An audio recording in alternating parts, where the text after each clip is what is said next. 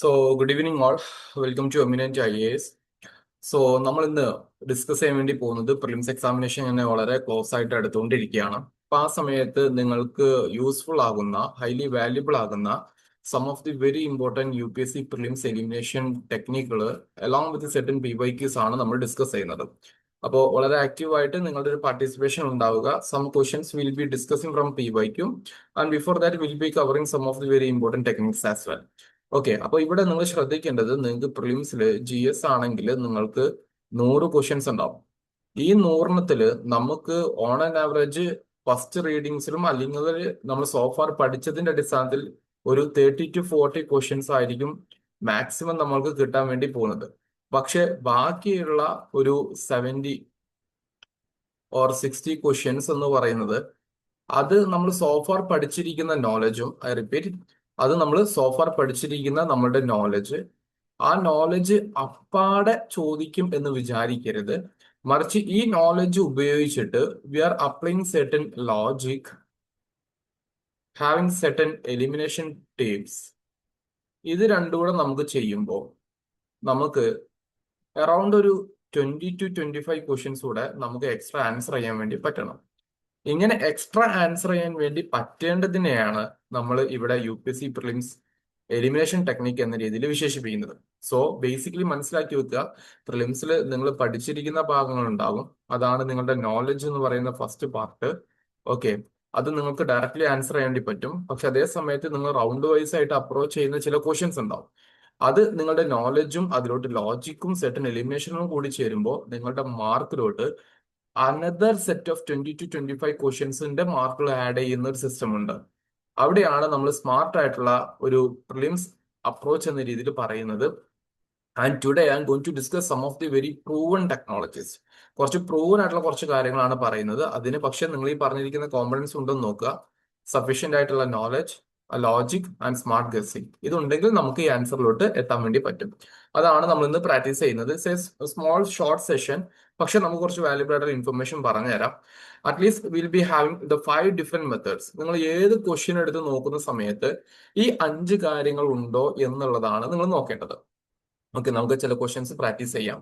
ഇവിടെ നിങ്ങൾ ശ്രദ്ധിക്കേണ്ടത് 5 വെരി ഇമ്പോർട്ടൻറ്റ് ടെക്നിക്. ഒന്ന്, എക്സ്ട്രീം വേർഡുകൾ മനസ്സിലാക്കി വെക്കുക. അത് UPSCയുടെ ഒരു ട്രാപ്പ് ആയിരിക്കും. അതിന് എക്സാമ്പിൾ ആണ് always, never, only, entirely, all, none എന്നീ പറയുന്ന വാക്കുകൾ സ്റ്റേറ്റ്മെന്റ്സിന്റെ അകത്ത് കയറി വരുമ്പോൾ അത് 99% അത് തെറ്റാകാനുള്ള സാധ്യതയാണ് ഉള്ളത്. ഓക്കെ, അത് നിങ്ങൾക്ക് ആ സ്റ്റേറ്റ്മെന്റ് കംപ്ലീറ്റ് ആയിട്ട് വായിച്ചു നോക്കുന്ന സമയത്ത് നിങ്ങൾക്ക് ലോജിക്കലി ശരിയാണോ എന്ന് ചിന്തിക്കാൻ വേണ്ടി പറ്റും. അതിന് നിങ്ങളെ സഹായിക്കുന്ന ഫസ്റ്റ് സ്റ്റേജ് ആണ് ദീസ് എക്സ്ട്രീം വേർഡ്സിന്റെ ട്രാപ്പ് എന്ന് പറയുന്നത്. രണ്ടാമത്തേതാണ് ഓപ്പോസിറ്റ് ഓപ്ഷൻസ് റൂൾ എന്ന് പറയുന്നത്. അതായത് ഒരു ക്വസ്റ്റ്യനിൽ തന്നെ 2 സ്റ്റേറ്റ്മെന്റുകൾ അങ്ങോട്ടും ഇങ്ങോട്ടും വിപരീതമായിരിക്കും, ഓപ്ഷൻസ് ആയിരിക്കും. ഒബ്വിയസ്ലി അതിൽ ഏതെങ്കിലും ഒന്നേ ശരിയാകത്തുള്ളൂ, രണ്ടും കൂടി ശരിയാകാൻ പോകുന്നില്ല. ഓക്കെ, അപ്പോൾ ഒരൊറ്റ പെയറിൽ നമുക്ക് നോക്കിയിട്ട് ചെയ്യാനേ പറ്റുള്ളൂ, രണ്ടെണ്ണം ശരിയാകത്തില്ല. Will be discussing such questions. And combination logic, ചിലത് നമുക്ക് കോമ്പിനേഷൻ വെച്ചിട്ട് ചെയ്യാൻ വേണ്ടി പറ്റും. ഓക്കെ, ചിലത് നമുക്ക് ലൈക്ക് സെറ്റുകളായിട്ടുള്ള ഏതൊക്കെയാണെന്ന് ചോദിക്കുമ്പോൾ 1 2 3 ഉണ്ട്, 1 3 4 ഉണ്ട്, 3 4 മാത്രമാണ്. അങ്ങനെ കോമ്പിനേഷൻസ് ഉണ്ടാവും. ആ കോമ്പിനേഷൻസിൽ ഇത് ശരിയാണെങ്കിൽ ഇതും ശരിയാകേണ്ടതല്ലേ എന്നുള്ള ചില ചിന്താഗതികളാണ് കോമ്പിനേഷൻ ലോജിക് എന്ന് പറയുന്നത്. അതിൽ നിന്നും ഫൈനലി 4 ഓപ്ഷനെ നമുക്ക് 2 ഓപ്ഷൻ ആയിട്ട് ചുരുക്കിയിട്ട് ഒരു 50% വരെ എത്താൻ വേണ്ടി പറ്റും. പിന്നെ ബാലൻസ്ഡ് ആയിട്ടുള്ള സ്റ്റേറ്റ്മെന്റ് എപ്പോഴും വിൻ ചെയ്യും. ഇവിടെ നമ്മൾ എക്സ്ട്രീം ട്രാപ്പ് എന്ന് പറഞ്ഞതുപോലെ അതിന്റെ നേരെ ഓപ്പോസിറ്റ് ആയിട്ടുള്ള കാര്യമാണ് ഇവിടെ പറയുന്നത്. എക്സ്ട്രീം സ്റ്റേറ്റ്മെന്റ് പലപ്പോഴും തെറ്റും എന്ന് പറയുമ്പോൾ ബാലൻസ്ഡ് സ്റ്റേറ്റ്മെന്റ് അല്ലെങ്കിൽ ജനറിക് ഓർ ജനറൽ സ്റ്റേറ്റ്മെന്റ് അത് പലപ്പോഴും ശരിയാവുകയാണ് ചെയ്യുക. ഫോർ എക്സാമ്പിൾ, ഇവിടെ always, never, only, entirely, all, none എന്നൊക്കെ പറയുന്നത് അത്രയും എക്സ്ട്രീം ആണ്, കട്ട് ആൻഡ് റൈറ്റ് പറയുന്നതാണ്. അതേ സമയത്ത് may be, can be, generally എന്നൊക്കെ പറയുന്നത് ഇത് ശരിയാകാനാണ് ചാൻസ് വരുന്നത്. ഞാൻ നിങ്ങൾക്ക് കുറച്ച് ഫസ്റ്റ് തിയററ്റിക്കൽ ലേണിംഗ് ചെയ്തിട്ട് നിങ്ങളെ ക്വസ്റ്റ്യൻസിലോട്ട് കൊണ്ടുപോകാന്നുള്ളതാണ്. ദെൻ കോമൺ സെൻസ് മെത്തേഡ് ഉണ്ട്. അതായത് ചിലപ്പം ഫാക്ച്വലി പഠിച്ചിരിക്കുന്ന ചില കാര്യങ്ങൾ നമുക്ക് കിട്ടുന്നുണ്ടാവില്ല, പക്ഷെ അതേസമയം നിങ്ങൾക്ക് ലോജിക്കൽ റീസണിങ് വേണം, അല്ലെങ്കിൽ ജനറൽ അവയർനെസ് വേണം. ഫോർ എക്സാമ്പിൾ, നമുക്കറിയാം നമ്മുടെ നാട്ടില് ലൈക്ക് നീതി ആയോഗ് എന്ന് പറഞ്ഞൊരു ഇൻസ്റ്റിറ്റ്യൂഷൻ ഉണ്ട്. നീതി ആയോഗിന്റെ കയ്യില് 10 lakh crore ഒരു ഫണ്ട് സേവിങ് മെക്കാനിസം ഉണ്ട് എന്ന് പറയുന്ന ഒരു സ്റ്റേറ്റ്മെന്റ് ഇങ്ങനെ ഒന്ന് കഴിഞ്ഞിട്ട് ഒരു 6 0 ഇട്ടിട്ടുള്ള ചോദ്യക്ക് തരുവാണെങ്കിൽ നമ്മളത് പഠിച്ചിട്ടില്ല, കേട്ടിട്ടില്ല. അതാണ് ഇവിടെ പറയുന്നത് when factual recall fails go for logical reasoning. അതുണ്ടാവുമോ? ഇത് തെറ്റാകാനാണ് ചാൻസ്. കാരണം എന്താ, നമ്മൾ ഓൺ ആൻ ആവറേജ് ഓരോ വർഷം 1 ലക്ഷം രൂപയുടെ ടു 2 ലക്ഷം രൂപ വരെയുള്ള ബജറ്റുകളാണ് നമ്മൾ അവതരിപ്പിക്കുന്നത്. കാരണം അത്രയും നമ്മളെ കൊണ്ട് പറ്റുന്നുള്ളൂ. അപ്പൊ ഒരു 10 lakh crores എന്നൊക്കെ ഉണ്ടെന്ന് പറയുമ്പോൾ ഗവൺമെന്റ് അത്രയും സെൽഫ് സഫീഷ്യന്റ് ആണെന്ന് അർത്ഥം. അതല്ല. അപ്പൊ അങ്ങനെ കുറച്ച് നമുക്ക് നമ്മുടെ അവൈലബിൾ ആയിട്ടുള്ള അല്ലെങ്കിൽ നമുക്ക് അറിയുന്ന ഇൻഫർമേഷനിൽ നിന്ന് ഡിറൈവ്ഡ് ആയിട്ടുള്ള ലോജിക്കിലോട്ട് വരാൻ വേണ്ടി പറ്റണം. So these are some of the very important things that we have to understand as minimum as some of the very important elimination techniques. അതൊന്ന് കൃത്യമായിട്ട് മനസ്സിലാക്കി വെക്കുക. ഇനി ഇതിലോട്ട് നമുക്ക് ഡിസ്കഷൻ ചെയ്യണം. അതിന് മുന്നേ നിങ്ങൾ ഇതൊന്ന് വായിച്ചു നോക്കിക്കേ. ഈ ഒരു ക്വസ്റ്റ്യൻ നിങ്ങൾക്ക് ആൻസർ ചെയ്യാൻ പറ്റുന്നുണ്ടോ നോക്കിക്കേ. ഇത് 2024 ചോദിച്ചിരിക്കുന്ന 2 PYQs ആണ്. 2024 PYQs ആണ് ഇതും വരുന്നത്. സോ ഇത് രണ്ടും ആൻസർ ചെയ്യാൻ വേണ്ടി പറ്റും നോക്കിക്കേ. ചിലപ്പോൾ നിങ്ങൾക്ക് ഇത് കാണുന്ന സമയത്ത് അയ്യോ ഈ ടോപ്പിക്ക് ഞാൻ കവർ ചെയ്തിട്ടില്ല, ഫസ്റ്റ് ഫീലിംഗ് അതായിരിക്കും വരിക. സെക്കൻഡ് ഫീലിംഗ് അയ്യോ ഇത് വായിച്ചിട്ട് എനിക്ക് ആൻസർ ചെയ്യാൻ പറ്റുന്നില്ല എന്നുള്ളതാണ്. അപ്പൊ ഇങ്ങനത്തെ സ്റ്റേറ്റ്മെന്റുകൾ വരുന്ന സമയത്ത് what approach we can do? Question വലുതായിരിക്കാം, പക്ഷേ there can be some very important approach. ഒന്ന് അറിയാവുന്നവരൊന്ന് ഈ ഒരു ക്വസ്റ്റ്യൻ ഒന്ന് പെട്ടെന്ന് ആൻസർ ചെയ്തേ. Consider the following statement. You are having two statements, statement 1 and statement 2. Someone ഒന്നിന്റെ ഉത്തരം ഡി എന്ന് കമന്റ് ചെയ്തു. ഞാൻ ഡി മാർക്ക് ചെയ്തിട്ടുണ്ട്. Will discuss it. ഓക്കെ, ഇവിടെ ഇങ്ങനത്തെ ഒരു ചോദ്യം ഉണ്ട് കേട്ടോ. ബാക്കിയുള്ളവർ നോക്കട്ടെ. ഹാഷിർ ഡി ആണെന്ന് പറഞ്ഞു. Okay, fine. India does not import apples from US എന്നുള്ളതാണ് ഒന്നാമത്തത്. രണ്ടാമത്തത്, in India the law prohibits the import of genetically modified food without the approval of competent authority. ഇങ്ങനെ 2 സ്റ്റേറ്റ്മെന്റ് തന്നിട്ടുണ്ട്. നിങ്ങളോട് ചോദിക്കുന്നത് 1-2 സ്റ്റേറ്റ്മെന്റ് കറക്റ്റ് ആണ്, ഒന്നാമത്തിന് എക്സ്പ്ലെയിൻ ചെയ്യുന്നു എന്നൊക്കെ രീതിയിലാണ് പറയുന്നത്. അപ്പൊ ഇവിടെ നമ്മൾ ആദ്യം ചെയ്യേണ്ടത് എന്താണ്? ഇതിൽ ഏതെങ്കിലും എക്സ്ട്രീം സ്റ്റേറ്റ്മെന്റ് ഉണ്ടെന്നുള്ളതാണ് നോക്കേണ്ടത്. അപ്പൊ അതില് India does not import apples from US എന്ന് പറയുന്നത് ആക്ച്വലി ഇതൊരു എക്സ്ട്രീം സ്റ്റേറ്റ്മെന്റ് അല്ലേ? ഇന്ത്യ അമേരിക്കൻ ആപ്പിൾ ഇമ്പോർട്ട് ചെയ്യുന്നേ ഇല്ല. അപ്പൊ ഇത് എക്സ്ട്രീം ആയതുകൊണ്ട് ഇത് തെറ്റും. കാരണം നമ്മൾ പലപ്പോഴും പല ആപ്പിൾ കാണുമ്പോൾ പല രാജ്യത്തു നിന്ന് നമുക്ക് വരുന്നതായിട്ട് കാണാൻ വേണ്ടി പറ്റും അല്ലെ? അപ്പൊ എന്തുകൊണ്ട് അമേരിക്കയിൽ നിന്നൂടാ എന്നുള്ളൊരു ജനറൽ തോട്ട് ഉണ്ട്. So this is extreme and that's it's wrong. Since statement 1 is wrong. ഇതിലൊക്കെ സ്റ്റേറ്റ്മെന്റ് 1 കറക്റ്റാ കൊടുത്തിരിക്കുന്നത്. ഇതിൽ മാത്രമാണ് incorrect. So with that particular information it self you can choose option D as A correct one. രണ്ടാമത് വായിക്കേണ്ട ആവശ്യം പോലും ഇല്ല. പക്ഷെ രണ്ടാമത് നമുക്കൊന്ന് വായിച്ചു നോക്കാം. In India the law prohibits the import of GM food without the approval of competent authority. Definitely അതൊരു ലോജിക്കൽ സ്റ്റേറ്റ്മെന്റ് അല്ലേ? കോമ്പറ്റന്റ് അതോറിറ്റിയുടെ അപ്രൂവൽ ഉണ്ടെങ്കിൽ മാത്രമല്ലേ നമുക്ക് ഇമ്പോർട്ട് ചെയ്യാൻ പറ്റുള്ളൂ. അപ്പൊ അത് ശരിയാണ്. ഓക്കെ, അതാണ് ഇവിടെ കൊടുത്തിരിക്കുന്നത്. Go for this 58 mark question. ഈ ഒരു ക്വസ്റ്റ്യൻ ഒന്ന് വായിച്ചു നോക്കിക്കേ.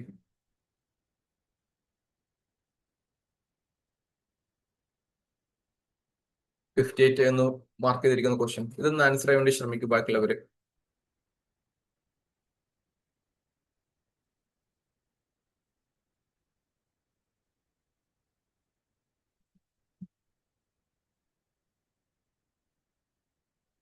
ടു സ്റ്റേറ്റ്മെന്റ് ക്വസ്റ്റ്യൻസ് ആണ് again വന്നിരിക്കുന്നത്. കറക്റ്റ് ആണ് നിങ്ങളോട് ചോദിച്ചിരിക്കുന്നത്. So what can be the approach? ഇത് നോക്കിക്കേ. There are no parables in Upanishad. Parable പറഞ്ഞ ഷോർട്ട് സ്റ്റോറീസ് എന്നാണ് അർത്ഥം. നിങ്ങൾക്ക് അത് കിട്ടിയിട്ടില്ല എന്ന് വിചാരിക്കുക. പക്ഷെ എന്തോ ഒരു ലിറ്ററേച്ചർ റിലേറ്റ് ചെയ്തിരിക്കുന്ന ടെർമിനോളജി നമുക്ക് മനസ്സിലായി. ഉപനിഷത്ത് ലിറ്ററേച്ചർ ആണ്. സ്വാഭാവികമായിട്ട് അതില് പാരബിൾസ് ഇല്ല എന്ന് നമുക്ക് പറയാൻ പറ്റുമോ? അത്രയും ഉപനിഷത്തുകൾ കിടപ്പുണ്ട്. അപ്പൊ ഈ സ്റ്റേറ്റ്മെന്റ് എന്താണ്? തെറ്റാണ്. ഓക്കെ, അപ്പൊ ആ സ്റ്റേറ്റ്മെന്റ് തെറ്റാണ്. അപ്പോ അത് തെറ്റാണെങ്കിൽ നമുക്ക് എന്ത് ചെയ്യാം? ഒന്ന് ഒഴിവാക്കാം. ബോത്ത് 1 and C എന്ന് പറയുന്ന ഓപ്ഷൻ ഒഴിവാക്കാം. അങ്ങനെ തന്നെ നിങ്ങൾ 50-50 എന്ന് പറയുന്ന ഒരു റേഷ്യോയിലോട്ട് എത്തി. അടുത്തെന്താണ്? Upanishads were composed earlier than Puranas എന്നുള്ള. ഇത് ചിലപ്പം കൺഫ്യൂഷൻ ഉണ്ടാവും. പക്ഷെ ഇത് ക്ലാസ് റൂം ലേണിംഗിന്റെ ഭാഗമായിട്ട് പഠിച്ചിരിക്കുന്ന കുട്ടികളാണെന്നുണ്ടെങ്കിൽ നിങ്ങൾക്ക് അറിയാം വേദിക് കാലഘട്ടമുണ്ട്. അതിൽ ഏർലി വേദിക് എന്ന് പറയുന്നതാണ് ഋഗ്വേദിക് പീരീഡ്. ലേറ്റർ വേദിക് എന്ന് പറയുന്നതാണ് അതർ വേദങ്ങൾ പ്ലസ് ഉപനിഷത്തുകളൊക്കെ വരുന്നത്. അപ്പൊ ഇതൊക്കെയാണ് ആ ഒരു കാലഘട്ടത്തിൽ വരുന്നത്, വേദിക് കൾച്ചറിന്റെ കാലഘട്ടത്തിൽ. ഇതൊക്കെ കഴിഞ്ഞ് മൗര്യൻ എംപയറിന്റെ കാലഘട്ടം കഴിഞ്ഞ് പോസ്റ്റ് മൗര്യൻ കാലഘട്ടത്തിലും ഗുപ്ത കാലഘട്ടത്തിലുമാണ് പുരാണങ്ങൾ വരുന്നത് എന്നുള്ള കാര്യം ഒന്ന് മനസ്സിലാക്കി വെക്കുക. അപ്പൊ പുരാണങ്ങൾ ലേറ്റർ കമ്പോസിംഗ് ആണ്. സോ ഉപനിഷത്സ് വർ കമ്പോസ്ഡ് ഏർലിയർ ദാൻ പുരാണാസ് എന്ന് പറയുന്ന സ്റ്റേറ്റ്മെന്റ് കറക്റ്റ് ആണ്. Answer is B. സോ ഇങ്ങനെയാണ് വേണ്ടത്. ഒരേ സമയത്ത് നിങ്ങൾക്ക് എക്സ്ട്രീം കീവേഡ്സ് വെച്ചിട്ടുള്ള അപ്രോച്ച്, അതേ സമയത്ത് നിങ്ങൾക്ക് അറിയാവുന്ന നോളജ് വെച്ചിട്ടുള്ള അപ്രോച്ച്. ഇത് രണ്ടും നിങ്ങൾക്ക് അത്യാവശ്യം ഉണ്ടെങ്കിൽ നിങ്ങൾക്ക് അത്യാവശ്യം ക്വസ്റ്റ്യൻസ് ആൻസർ ചെയ്യാൻ വേണ്ടി പറ്റും. ഇത് 2024 ചില ക്വസ്റ്റ്യൻസിന്റെ അപ്രോച്ച് ആണ്. ഓക്കെ. അപ്പൊ ഒന്നാമത്തെ ടെക്നിക്കിലോട്ട് taking you to back to this first technique, that is extreme വേർഡ്സിന്റെ ട്രാപ്പ് ആണ് പറയുന്നത്. അവിടെ നിങ്ങൾ ശ്രദ്ധിക്കേണ്ടത് എക്സ്ട്രീം ലാംഗ്വേജുകളായിട്ടുള്ള always, never, only, entirely, all, none എന്ന് പറയുന്നതൊക്കെ അത് അബ്സല്യൂട്ട് ആണ്, എക്സ്ട്രീം ആണ്. റിയൽ വേൾഡിൽ അങ്ങനത്തെ കാര്യങ്ങൾ സംഭവിക്കാനുള്ള സാധ്യതകൾ കുറവാണ്. അതുകൊണ്ട് അത് തെറ്റാനുള്ള സാധ്യതകളാണ് കൂടുതൽ മനസ്സിലാക്കി വെക്കുക. അപ്പോൾ റെഡ് ഫ്ലാഗ് എന്ന രീതിയിൽ ഇത്രയും കാര്യങ്ങളൊന്നും പഠിച്ചു വെക്കുക. ഏത് ക്വസ്റ്റ്യൻ ഉണ്ടെങ്കിലും ഫസ്റ്റ് നിങ്ങൾ ഇങ്ങനത്തെ കാര്യങ്ങളുണ്ടെന്ന് നോക്കുക. Always or never, only and entirely, all, none. Entirely ഉള്ള വാക്കൊക്കെ നോക്കണം കേട്ടോ, ചിലപ്പോൾ നമ്മളത് പരിഗണിച്ചെന്ന് വരില്ല. അതേ സമയത്ത് ഞാൻ പറഞ്ഞ പോലെ കുറച്ച് ജനറൽ ആയിട്ടുള്ള അല്ലെങ്കിൽ കോമൺ വേർഡ്സുകൾ ഉണ്ട് അല്ലെ, കോമൺ ലോജിക് ഒരു ജനറിക് ആയിട്ടുള്ളത്. Generally, usually, may, can, often, mostly, primarily, ഇതൊക്കെ പോസിബിൾ ആയിട്ടുള്ള കാര്യങ്ങളാണ്. These are something possible. ഇതൊന്നും അത്ര പോസിബിൾ അല്ല. So I am just writing impossible, not always. എന്നിരുന്നാൽ പോലും മോസ്റ്റ് കേസസിൽ ഇമ്പോസിബിൾ ആണ്. അപ്പൊ ഇങ്ങനത്തെ കാര്യങ്ങൾ എക്സ്ട്രീം ആകുമ്പോൾ സ്റ്റേറ്റ്മെന്റ് തന്നിട്ടുണ്ടെങ്കിൽ തെറ്റ് കൊടുക്കുക, മറ്റേത് പോസിബിലിറ്റി കൊടുക്കുക. ഇതാണ് വേണ്ടത്. ഓക്കെ. സോ എക്സ്ട്രീം സ്റ്റേറ്റ്മെന്റുമായിട്ടുള്ള മോസ്റ്റ്ലി ഫാക്ച്വലി ഇൻകറക്റ്റ് ആകാനാണ് സാധ്യത എന്നുള്ള കാര്യം ഒന്ന് മനസ്സിലാക്കിയാൽ മതി. ഇതാണ് ബേസിക് ഐഡിയ. അപ്പോൾ ഒരു ക്വസ്റ്റ്യൻ സ്റ്റേറ്റ്മെന്റ് കാണുന്ന സമയത്ത് ഫസ്റ്റ് തന്നെ ഇത് അപ്രോച്ച് ചെയ്ത് കഴിഞ്ഞാൽ നിങ്ങൾക്ക് നിങ്ങളുടെ എലിമിനേഷൻ വെച്ചിട്ട് 50-50 വരാൻ വേണ്ടി പറ്റും. ഓക്കെ. ആ ഒരു BYQ ക്വസ്റ്റ്യൻ ഉണ്ടോ, ഒന്ന് നോക്കണേ.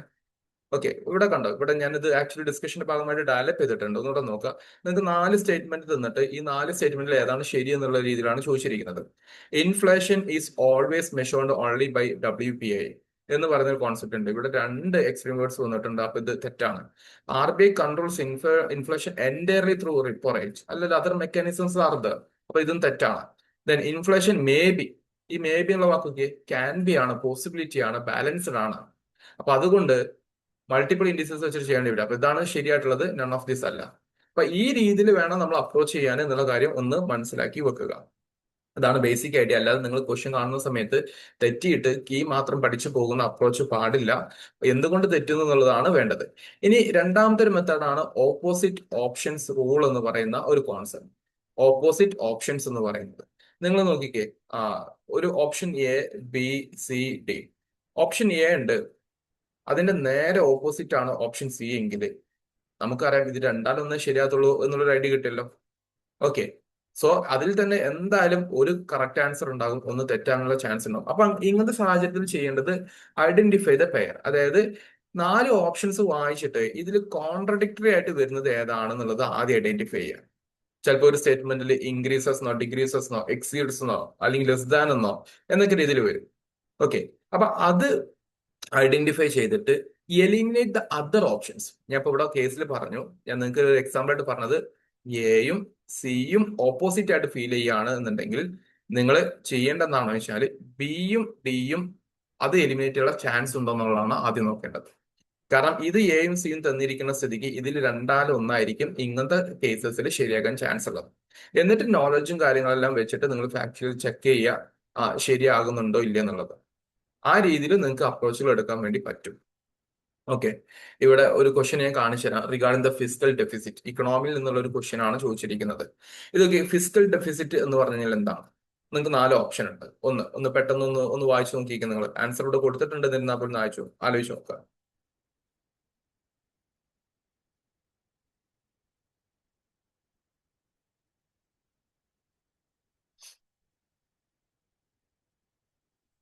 ഓക്കെ. അപ്പൊ ഫിസിക്കൽ ഡെഫിസിറ്റിനെ കുറിച്ചാണ് ചോദിച്ചിരിക്കുന്നത്. അപ്പൊ ഫിസിക്കൽ ഡെഫിസിറ്റ് ഏതാകും? Government income exceeds expenditure, government expenditure exceeds income. അപ്പൊ ഒരു ഭാഗത്ത് എക്സ്പെൻഡിച്ചർ ആണോ കൂടുതൽ, ഇൻകം ആണോ കൂടുതൽ, അല്ലെങ്കിൽ ഇൻകം കൂടിയിട്ട് എക്സ്പെൻഡിച്ചർ വരുന്നതാണോ ഡെഫിസിറ്റ് എന്ന് പറയാം. നിങ്ങൾ ഒരു സിമ്പിൾ ലോജിക്കലി ഒന്ന് ആലോചിച്ച് നോക്കി കഴിഞ്ഞാൽ നമ്മുടെ കയ്യിൽ കൂടുതൽ ക്യാഷ് ഉണ്ട്, ചെലവ് കുറവാണ്. അപ്പൊ നമ്മൾ സേവിങ്സ്, അപ്പൊ നമുക്ക് ഡെഫിസിറ്റ് എന്ന് പറയേണ്ട ആവശ്യമുണ്ടോ? ഇല്ല. അപ്പൊ ഇൻകം കൂടുന്നതിനെയാണ് നമ്മൾ എന്ത് വിളിക്കുന്നത്? ഇൻകം കൂടിയിട്ട് എക്സ്പെൻഡിച്ചർ കുറയുന്നത് നമ്മൾ സേവിങ്സ് വിളിക്കുന്നത്. അതിന്റെ നേരെ ഓപ്പോസിറ്റ് ആണ് ഡെഫിസിറ്റ്, കുറവ് എന്ന് പറയുന്നത്. അതിന് കുറവുള്ളത് ഓപ്ഷൻ ബി ആണ്. അപ്പൊ ഇങ്ങനത്തെ 2 സ്റ്റേറ്റ്മെന്റിൽ ഓപ്പോസിറ്റ് ആയിട്ട് നിങ്ങൾ കണ്ടു കഴിഞ്ഞാൽ നിങ്ങൾ അടുത്ത് നോക്കേണ്ടത് സിയും ഡിയും എന്താണ് പറയുന്നത് നോക്കുക. അപ്പൊ ഇത് രണ്ടും നമുക്ക് എലിമിനേറ്റ് ചെയ്യാനുള്ള സ്കോപ്പ് കൂടുതലായിരിക്കും. എന്നിട്ട് ഇതിൽ രണ്ടിൽ ഏതെങ്കിലും ഒന്നായിരിക്കും ശരി. അപ്പൊ അവിടെ 50% നമ്മൾ എത്തും. ഓക്കെ. ഇതാണ് ബേസിക് ഐഡിയ. അപ്പൊ ഈ രീതിയിൽ അപ്രോച്ച് ചെയ്യാൻ വേണ്ടി ശ്രമിക്കുക. കൂട്ടത്തിൽ നിങ്ങളുടെ നോളജ് കൂടെ അപ്ലൈ ചെയ്യാൻ വേണ്ടി ശ്രമിക്കുക. Now we are going to the technique 3. മൂന്നാമത്തെ ടെക്നിക്കിലോട്ടാണ് പോകുന്നത്. ദാറ്റ് ഈസ് കോമ്പിനേഷൻ ലോജിക് എന്ന് പറയുന്ന ടെക്നിക്കിലോട്ടാണ് വരുന്നത്. കോമ്പിനേഷൻ എന്ന് പറയുന്ന രീതിയിലോട്ട്. അതായത് ഇപ്പോൾ ഒരുപാട് കാര്യങ്ങൾ UPSC തന്നെ എന്ത് ചെയ്തിട്ടുണ്ടാവും, ലിസ്റ്റ് ചെയ്തിട്ടുണ്ടാവും. ഇതിൽ തന്നെ ഏത് കോമ്പിനേഷൻ ആണ് കറക്റ്റ്, അല്ലെങ്കിൽ how many of the above payers are correct എന്നുള്ളൊരു ചോദ്യം വന്നിട്ടുണ്ട് കുറച്ച് വർഷങ്ങളായിട്ട് അല്ലെ. അപ്പൊ അത് പലപ്പോഴും കുട്ടികൾക്ക് ആൻസർ ചെയ്യാൻ വേണ്ടി പറ്റാറില്ല. ഓക്കെ, അപ്പൊ ആ രീതിയിലുള്ള കാര്യങ്ങളാണ് നമ്മളിവിടെ പറയാൻ വേണ്ടി പോകുന്നത്. അപ്പൊ അതിൽ നമ്മൾ ചെയ്യേണ്ടതെന്ന് വെച്ചാല്, ആദ്യം ചെയ്യേണ്ടത് ഒന്നെങ്കിലും നമുക്ക് അതിൽ നിന്നും ഇത് ഈ ക്വസ്റ്റ്യനുമായി ബന്ധപ്പെട്ടിട്ടുള്ളതാണ് എന്ന് കണ്ടെത്താൻ വേണ്ടി പറ്റണം. അത് പറ്റിക്കഴിഞ്ഞാൽ നമുക്ക് ഓപ്ഷൻസിനെ എലിമിനേറ്റ് ചെയ്യാൻ പറ്റുമോ എന്നുള്ളതാണ് നോക്കേണ്ടത്. കുറച്ച് റിസ്ക് ഉള്ള കാര്യമാണ്. എന്നിരുന്നാൽ പോലും ത്രൂ PYQ പ്രാക്ടീസസ് നിങ്ങൾക്ക് ഇത് ഇംപ്രൂവ് ചെയ്തെടുക്കാൻ വേണ്ടി പറ്റും. ഇവിടെ നോക്കിക്കേ, ഒരു ചെറിയൊരു ചോദ്യമാണ് ഇത്, അത്ര ടഫുള്ള ചോദ്യം ഒന്നല്ല. Which of the following are renewable sources of energy എന്നുള്ള ചോദ്യമാണ് ചോദിച്ചിരിക്കുന്നത്. നിങ്ങൾക്ക് സോളാർ ഉണ്ട്, കോൾ ഉണ്ട്, വിൻഡ് ഉണ്ട്, ബയോമാസ് ഉണ്ട്. നിങ്ങൾക്കറിയാം സോളാർ എനർജി എന്ന് പറഞ്ഞാൽ അത് റിന്യൂവബിൾ ആണ്, നോൺ റിന്യൂവബിൾ ആണ്? ഈസ് ഡെഫിനറ്റ്ലി റിന്യൂവബിൾ ആണ്. അപ്പോൾ റിന്യൂവബിൾ ആയിട്ടുള്ള എനർജിയാണ് സോളാർ എനർജി. നമുക്ക് കണ്ടു കഴിഞ്ഞാൽ നമുക്ക് എന്തായാലും സി എന്ന് പറയുന്ന ഒരു ഓപ്ഷൻ ഒഴിവാക്കി കൂടെ? ഓക്കെ, അത് നമുക്ക് ഒഴിവാക്കാം. അപ്പൊ ഇത് വെച്ചിട്ട് നമ്മൾ സി ഒഴിവാക്കി. പിന്നെ സോളാർ പോലെ തന്നെ മറ്റൊരു ഓപ്ഷനാണ് വിൻഡ് എന്ന് പറയുന്നത്, കാറ്റും അതുപോലെ സൂര്യന്റെ ലൈറ്റ് എന്നൊക്കെ പറയുന്നത്. അപ്പൊ 1, 3 എന്തായാലും ഉണ്ടാകണം നമുക്കറിയാം. 1, 3 എന്തായാലും ഉണ്ടാകണമെന്നുണ്ടെങ്കിൽ ഇത് ഒഴിവാക്കാം, ഇത് ഒഴിവാക്കാം. ഇത് ഒഴിവാക്കാൻ പറ്റുമോ? പറ്റില്ല. പക്ഷെ 1, 3 അതിലുണ്ട്. അപ്പൊ നമ്മൾ ഏകദേശം അവിടെ 50-50 ഒന്നാമത്തെ സ്റ്റേജിൽ എത്തി. ഇതിനാണ് കോമ്പിനേഷൻ എന്ന് വിളിക്കുന്നത്. അതേസമയത്ത് കോൾ എനർജി എന്ന് പറയുന്നത് അത് എക്സോസ്റ്റിംഗ് ആണ്, പെട്ടെന്ന് എന്ത് നശിച്ചു പോകും. അപ്പോ ഇത് ഉണ്ടാവില്ല, 4 ഉണ്ടാവും. അങ്ങനെ ബിയിലോട്ട് എത്തും എന്നുള്ളതാണ്. ഓക്കെ, സോ കോൾ എന്ന് പറയുന്നത് നോൺ റിന്യൂവബിൾ എനർജിയാണ്.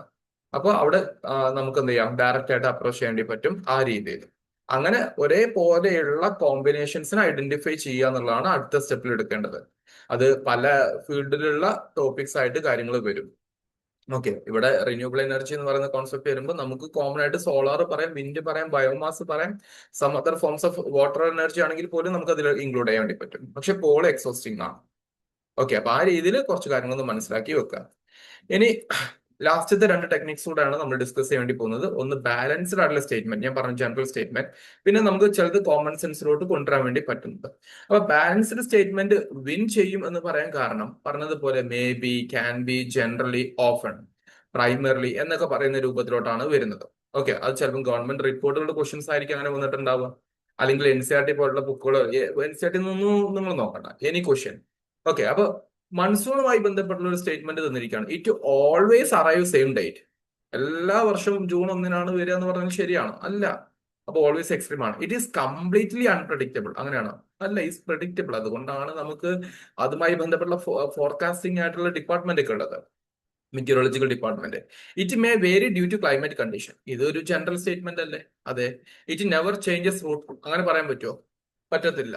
So this is something balanced ആയിട്ടുള്ള സ്റ്റേറ്റ്മെന്റ് വിൻ ചെയ്യും എന്ന് പറയുന്നുള്ള example. Okay, so just try to understand this method of approach, technique 4 എന്ന് പറയുന്നത്. Finally we are having this common sense method or logic derived method എന്ന് പറയുന്ന ഒരു മെത്തേഡാണ് പറയുന്നത്. അതിൽ നമ്മൾ ശ്രദ്ധിക്കേണ്ടത്, ചില സ്പെസിഫിക് ആയിട്ട് ക്വസ്റ്റ്യൻസിൽ കയറി വരുന്ന സമയത്ത് നമ്മുടെ നോളജ് ചിലപ്പോൾ നമ്മളെ സഹായിച്ചെന്ന് വരില്ല. അവിടെ നമ്മൾ ചെയ്യേണ്ടത് കുറച്ചുകൂടെ ഒന്ന് ആലോചിച്ച് നോക്കുക. അതായത് നമ്മൾ പഠിച്ചിരിക്കുന്ന ഫാക്ച്വൽ ഇൻഫർമേഷനോ റിപ്പോർട്ടോ പഠിച്ചിരിക്കുന്ന ഒരു സോഴ്സും ചിലപ്പോൾ നമ്മൾ സപ്പോർട്ട് ചെയ്തില്ല, പക്ഷെ നമുക്ക് അവിടെ ലോജിക്കലി ഒന്ന് നോക്കുക എന്നുള്ളതാണ്. ഞാൻ നിങ്ങൾക്ക് നേരത്തെ ഒരു ക്വസ്റ്റ്യൻ കാണിച്ചു തന്നിട്ടുണ്ട്, അതുപോലെ ഒരു PYQ ഞാൻ കാണിച്ചു തരാം. ഇവിടെ എയർ പൊല്യൂട്ടൻസ് എന്ന് പറയുന്ന ഒരു ടോപ്പിക്കുമായി ബന്ധപ്പെട്ടുള്ള ചോദ്യം ചോദിച്ചപ്പോൾ കാർബൺ മോണോക്സൈഡ് വരുന്നുണ്ട്, നൈട്രജൻ ഓക്സൈഡ് വരുന്നുണ്ട്, ഓസോൺ വരുന്നുണ്ട്, സൾഫർ ഡയോക്സൈഡ് വരുന്നുണ്ട്. അപ്പൊ ഇതിൽ ഏതൊക്കെയാണ് എയർ പൊല്യൂട്ടൻസ് എന്ന് പറയുന്ന രീതിയിലാണ് ചോദിച്ചിരിക്കുന്നത്. ഓക്കെ, അപ്പൊ ഇത് ബേസിക് ആയിട്ടുള്ള ഐഡിയകളാണ്. ഇത് എയർ പൊല്യൂട്ട് ചെയ്യുന്ന രൂപത്തിലോട്ട് കാരണമാകുന്നത് ഏതൊക്കെയാണ് എന്നുള്ള രീതിയിലുള്ള ഒരു ചോദ്യമാണ് വന്നിരിക്കുന്നത്. ഓക്കെ, അപ്പൊ അവിടെ നിങ്ങൾ ചിന്തിക്കേണ്ടത് നിങ്ങൾക്ക് ചിന്തിക്കാം. അതേ സമയത്ത് ഞാൻ നിങ്ങൾക്ക് ഒരു PYQ കൂടെ കാണിച്ചു തരാണെങ്കിൽ ഇതൊന്ന് വായിച്ചു നോക്കിക്കേ. Just go for this method. കുറച്ചു മുന്നേ നിങ്ങൾക്ക് നീതി ആയോഗിന്റെ റിപ്പോർട്ടുമായി ബന്ധപ്പെട്ടുള്ള കാര്യം കാണിച്ചിരുന്നില്ലേ? എന്നതുപോലെ just try to understand this method.